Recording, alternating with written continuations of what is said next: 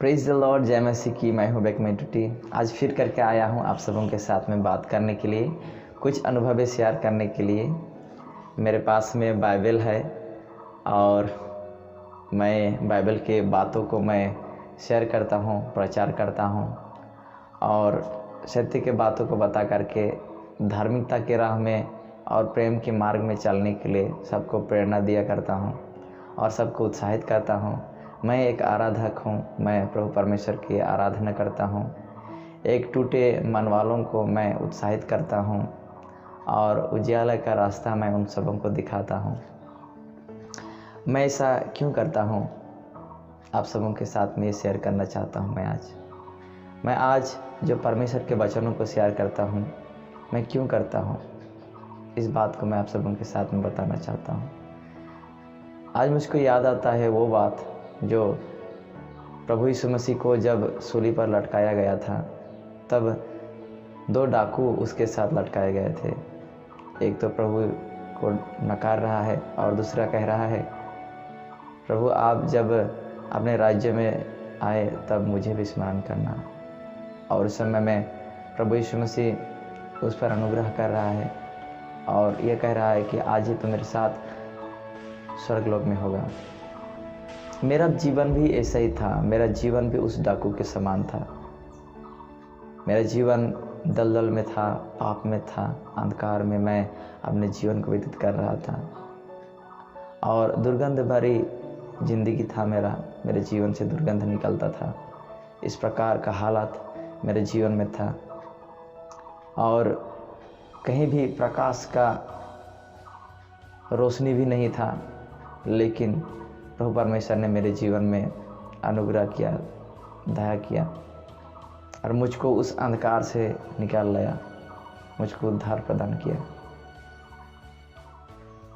और उसी उद्धार को मैंने प्राप्त करके मेरे जीवन में ये बात मैंने सोच लिया और मैं उन सबों को भी धन्यवाद देना चाहता हूँ। मैं उन सबको धन्यवाद कहना चाहता हूँ जिन्होंने मेरे साथ रह करके, जिन्होंने परमेश्वर के वचन को मुझको प्रदान किया, मुझको शेयर किया, हर एक उन आत्मिक गहरी बातों को जिसके कारण से मैं उस दलदल भरी कीच से, उस दुर्गंध भरी ज़िंदगी से मैं निकल आया। निश्चय प्रभु परमेश्वर का अनुग्रह उन लोगों के साथ में होकर के मेरे जीवन में आया।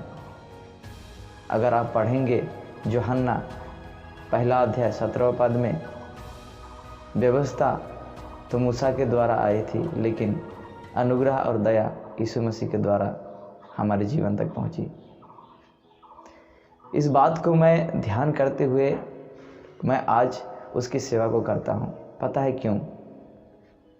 क्योंकि अगर जो लोग मेरे साथ में थे, जो मुझे बचाने के लिए वे लोग प्रयास किए और जिन लोगों के द्वारा जो अनुग्रह परमेश्वर का है वो मेरे जीवन में आया, अगर वो लोग अगर प्रचार का कार्य नहीं कर रहे होते तो मैं शायद ही मैं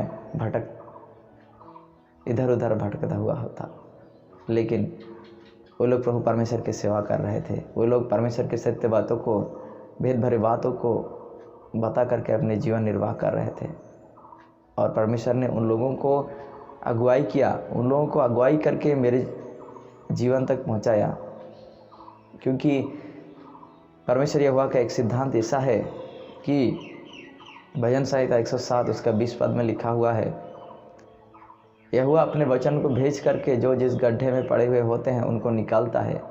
वो अपने वचन भेज करके जो जिस रोग में पड़े हुए होते हैं उनको चंगाई करता है। और जो वे लोग अगर नहीं होते तो मैं दलदल में फंसा हुआ होता। वो लोग थे, इसलिए उन लोगों को परमेश्वर ने इस्तेमाल किया अनुग्रह को मेरे जीवन तक पहुंचाने के लिए। इसलिए मैंने जब ये ज़िंदगी को मैंने पाया, मैंने सोच लिया कि मैं परमेश्वर की आराधना, उसकी स्तुति करता रहूँगा। मेरे अंगों से उसकी स्तुति हो, मेरे जीवन से उसकी स्तुति हो, मेरे दिल से उसकी स्तुति हो। ये बात को मैंने सोचते हुए मैंने कदम बढ़ाया और आज उसकी सेवा को करता हूँ। मैं हर एक बातों को, दुनिया की बातों को आज त्यागा हूँ। मैं जब सांसारिक रीति पर चलता था तब मैं सोचता था कि दुनिया में मेरा ऐसो आराम हो, शोहरत हो, और मेरा अभिज्ञता भी ऐसा है कि मैं अगर दुनिया की रीति पर चलता तो मैं बहुत कामयाब होता दुनिया की रीति पर। लेकिन मैंने आज उसको त्यागा, और इस समय में आज मैं परमेश्वर के रास्तों पर चलता और उसके वचन को मैं फैलाने के लिए जुटा हुआ हूँ।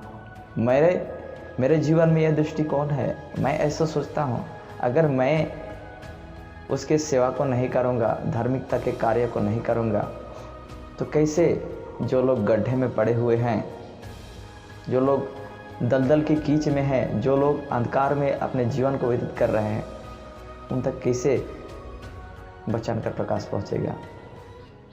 परमेश्वर का अनुग्रह उन तक कैसे पहुँचेगा? ऐसा मेरा दृष्टिकोण है।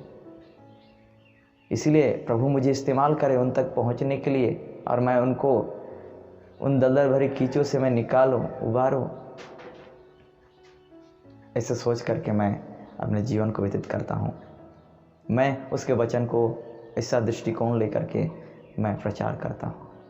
आज कई लोग कहते होंगे, कई लोग आप में से कहते होंगे कि मेरे जीवन में तो उद्धार पाया, मैंने जीवन में उद्धार पाया, अब हो गया और मुझे कुछ करने की आवश्यकता नहीं है, क्योंकि उद्धार बिना कार्यों से होता है। आपने ये पढ़ा होगा कि इफिसिया 2 अध्याय में आपने पढ़ा होगा कि हमारा उद्धार हमारे कर्मों से नहीं लेकिन अनुग्रह से हुआ है। लेकिन आपने उस वचन को ध्यान से नहीं पढ़ा है। अगर आपके जीवन में उद्धार हुआ है, अनुग्रह से उद्धार हुआ है, तो अनुग्रह किस प्रकार से आप तक पहुंचा है, परमेश्वर के अनुग्रह किस प्रकार से आपके जीवन पहुंचा है, इस बात को आपको सोचने के लिए आवश्यकता है। निश्चय वह अनुग्रह किसी के द्वारा आप सबों के जीवन में आई। परमेश्वर यहोवा ने आप सबों के जीवन के लिए, आपके जीवन के लिए किसी को इस्तेमाल किया, वह अनुग्रह को पहुंचाने के लिए किसी को इस्तेमाल किया और आप तक पहुंचाया। क्या आपका मन नहीं लगता कि मुझे भी इस्तेमाल करे परमेश्वर अपना अनुग्रह पहुंचाने में? आज जगत में परमेश्वर ने अनुग्रह को यीशु मसीह के द्वारा पहुंचाया। वो डाकू कभी हो सकता है चर्च भी नहीं गया होगा, हो सकता है वो कभी प्रार्थना नहीं किया होगा, कहीं गिड़गिड़ाया नहीं होगा, वो तो शायद ही वो तो अंधकार में जीवन बिता रहा था, लेकिन एक क्षण में परमेश्वर ने उन पर अनुग्रह कैसे प्रकट किया? यीशु मसीह के द्वारा, है ना? इसलिए क्या आपका दिल नहीं लगता कि परमेश्वर के सत्य वचन को मैं एक दूसरे को फैलाने के लिए मैं प्रयास करूं, मैं अपने कदम को धार्मिकता की ओर बढ़ाऊं? क्या आपका मन नहीं लगता? मेरा तो जी चाहता है, मेरा मन इन्हीं में लगा रहता है। इसीलिए मेरे पास में ये है और मैं इसको एक दूसरे को शेयर करता हूँ। मेरे पास में गीत है, 1000 से भी ज़्यादा मेरे पास में गीत है, 1000 से भी ज़्यादा मुझे गीत याद है। जब पहले मैं आराधना करता था, उसकी आराधना करता था, तब मेरे पास में अगर कॉपी नहीं होता गीत का तो मैं गा नहीं पाता था। मैंने प्रार्थना किया, मैं आपकी आराधना करने के लिए, आपकी सेवा करने के लिए, आपकी जो वचन है एक दूसरे तक पहुँचे, अंधकार में जो जी रहे हैं उन तक पहुँचे, इस निमित्त मैं आपकी आराधना करता हूँ। आप मुझे ज्ञान दीजिए, बुद्धि दीजिए। ऐसा मैंने सोचा, ऐसा मैंने सोच करके मैंने प्रार्थना किया प्रभु परमेश्वर से, प्रभु मुझे ज्ञान दीजिए, बुद्धि दीजिए। प्रभु परमेश्वर ने मुझको बुद्धि दिया। आज 1000 से भी ज़्यादा गाना मेरे मन में है।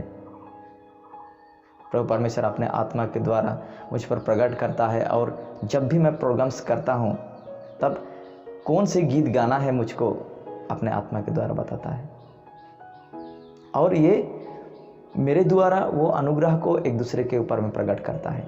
बहुत से नए नए लोग आते हैं, बहुत सारे नए नए जगहों में हम जाते हैं।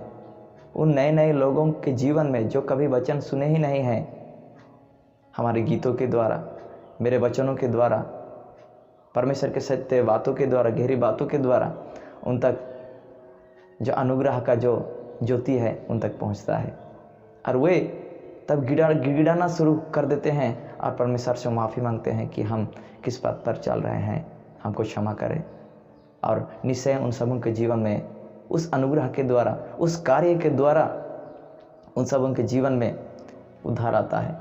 वो लोग बीमार में पड़े हुए होते हैं, उनको चंगाई मिलती है। दुष्टात्मा ग्रसित होते हैं वो लोग, उन लोग के जीवन में छुटकारा होता है। इसलिए मैं आप सबों के साथ में भी ये बात शेयर करना चाहता हूँ। जब आपको प्रभु परमेश्वर ने बचाया है, आपके जीवन में उद्धार किया है, निश्चय वह अनुग्रह के द्वारा आप सबों के जीवन में उद्धार को प्रदान किया। क्या आपको नहीं चाहता? क्या आप नहीं चाहते हैं? क्या आपके चाहत यह नहीं है कि मुझे भी इस्तेमाल करे, जिससे कि किसी को इस्तेमाल करके मेरे जीवन तक प्रभु परमेश्वर ने वचन पहुंचाया और मैंने आज उद्धार के मार्ग को मैंने पाया और इससे रोशनी भरे राज्य को मैंने पाया। क्या आपको ये दिल में नहीं सोच आता है कि मैं भी परमेश्वर के कार्य को मैं करूं, धार्मिकता के कार्य को करूं, प्रेम के कार्य को करूं? क्या आप नहीं सोचते हैं? मैं सोचता हूं, आप भी सोचिए। आज जितने भी सेवक लोग हैं, उन लोगों के दिल में यही सोच है, उन लोगों के दिल में यही दर्द है कि जब आपने मुझे, वो लोग प्रार्थना करते हैं, जब आपने मुझे बचाया है, और भी हैं जो लोग दलदल में फंसे हुए हैं, और भी हैं जो लोग अंधकार में जी रहे हैं, मुझे इस्तेमाल कीजिए उन तक पहुंचने के लिए, मुझे इस्तेमाल कीजिए ताकि मैं वहां तक पहुंचे और आपके सत्य को वचन को बताऊं, ताकि वो लोग भी उद्धार को पाए, आपका अनुग्रह मेरे द्वारा पहुंचे। ऐसा सोचते हैं, मैं ऐसा सोचता हूं। इसलिए आपके जीवन में जब उद्धार हुआ है, आपके जीवन में जब अनुग्रह हुआ है, इसको आप यूं ही जाने मान दीजिए। आप मेहनत कीजिए, इस पर मेहनत कीजिए ताकि प्रभु परमेश्वर आपको इस्तेमाल करेगा।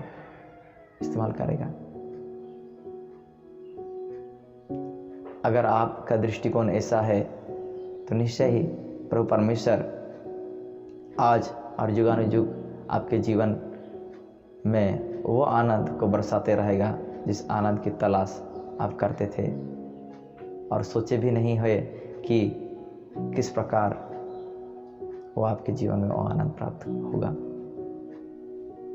वो तो अपने भले जानों के लिए ऐसे ऐसे चीज़ों को बना करके रखा है, ऐसे ऐसे वस्तुओं को बना करके रखा है जो कभी हम सोचे ही नहीं हैं, कभी भी हमारे चित्त में आया नहीं है। अपने प्रेम करने वालों के लिए उसने बनाया है। प्रिय मित्रों, मैं आप सबसे यही मैं बताना चाहता हूँ, आज प्रभु यीशु मसीह हमारे लिए मरा और फिर जी उठा और उसके संदेश को बताने के लिए हम सबों को उसने ठहराया है।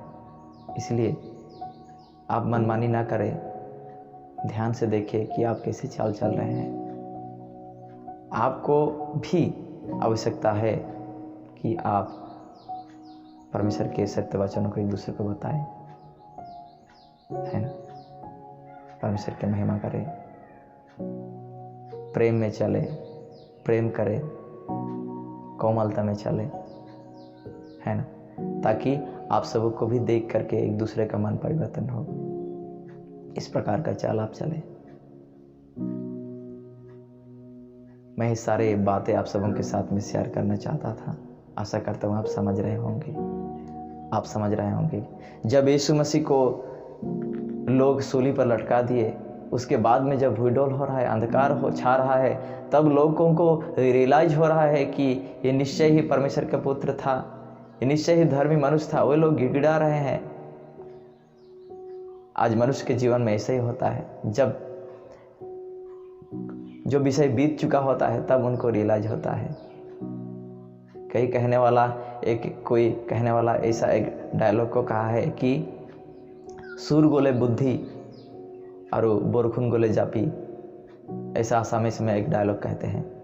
जब चोर चला जाता है तब बुद्धि आता है, जब बारिश चला जाता है तब छतरी के लिए हम सोचते हैं। लोग यीशु मसीह को सूली पर चढ़ा दिए, उसके बाद में जब भूडोल हो रहा है, जब अंधकार छा रहा है, तब उन लोगों को एहसास हो रहा है, उन लोगों को रियलाइज हो रहा है कि ये निश्चय धर्मी इंसान था, परमेश्वर का जन था। उन लोगों को एहसास हो रहा है। इसलिए मैं आप सबको बताना चाहता हूँ कि ऐसा ना हो हमारे जीवन में कि हमारा वक्त चला जाए और हमें एहसास हो, हमें रियलाइज हो। अभी ही वक्त है जब हम हट्टे कट्टे हैं, हमारा तंदुरुस्ती हमारे जीवन में बरकरार है, तो हमको परमेश्वर के कार्य को करना है, परमेश्वर के कार्य को करना है। हमको स्थिर रहना है, हमारे उद्धार को जो हमारे जीवन में हुआ है उसको स्थिर रखना है। कहीं ऐसा ना हो कि हम फिर करके, है ना, अंधकार में चले जाएं। क्योंकि जब हम अंधकार से चले आते हैं तब हमें फिर करके वो अंधकार के हर एक चीज़ें हमको बुलाती है। जब हम रोशनी में जीवन व्यतीत करता है तो हर एक अंधकार की जो चीज़ें हैं जिनको हम छोड़ करके आते हैं वो हमको बुलाता है। अगर हम स्थिर नहीं हैं तो बहुत सारे लोग हम खींचे चले जाते हैं फिर अंधकार में। फिर लौटने के लिए बहुत ही मुश्किल हमारे जीवन में सामना करना पड़ता है। एक वचन को आप सबों के साथ में मैं शेयर करना चाहता हूँ।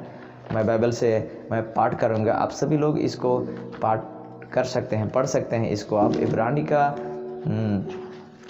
पत्री से मैं एक वचन को शेयर कर रहा हूँ और जहाँ लिखा है,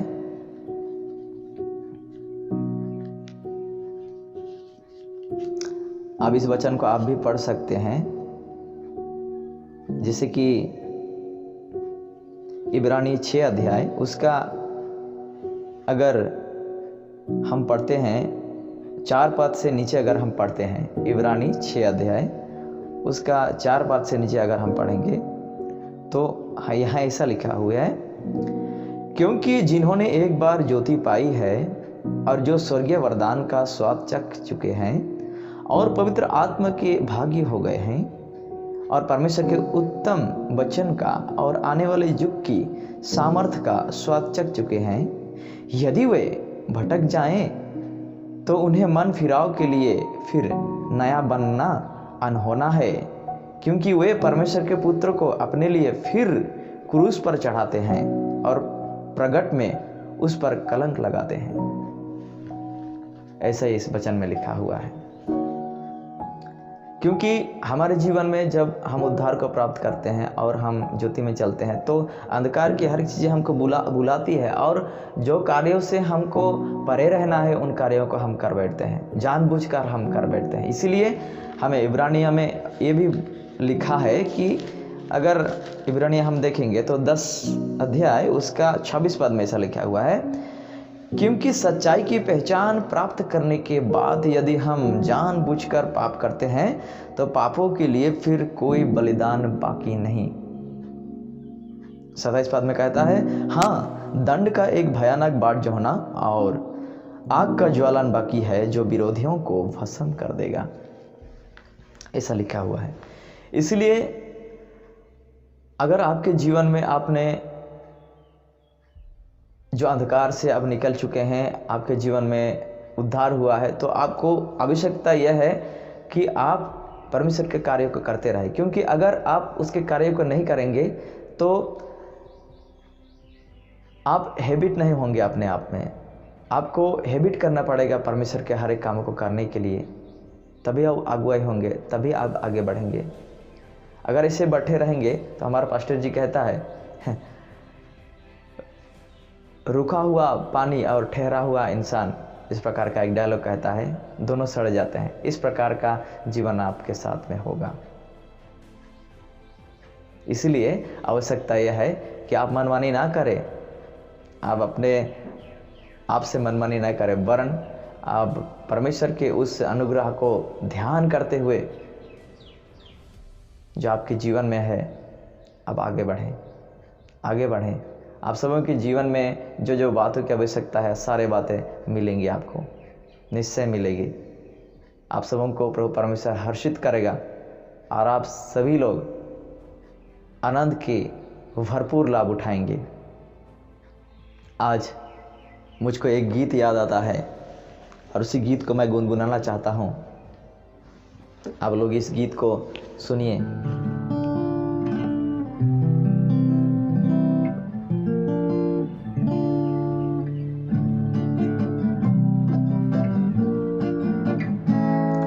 गवाही दे मसीही की, गवाह तुझको बनाया है।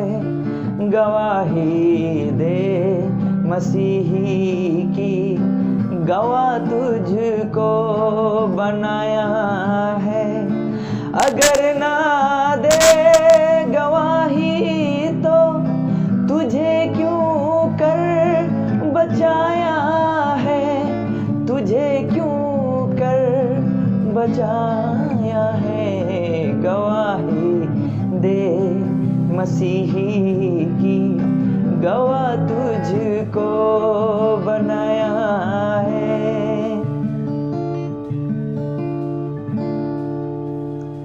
निश्चय आज मुझको आपको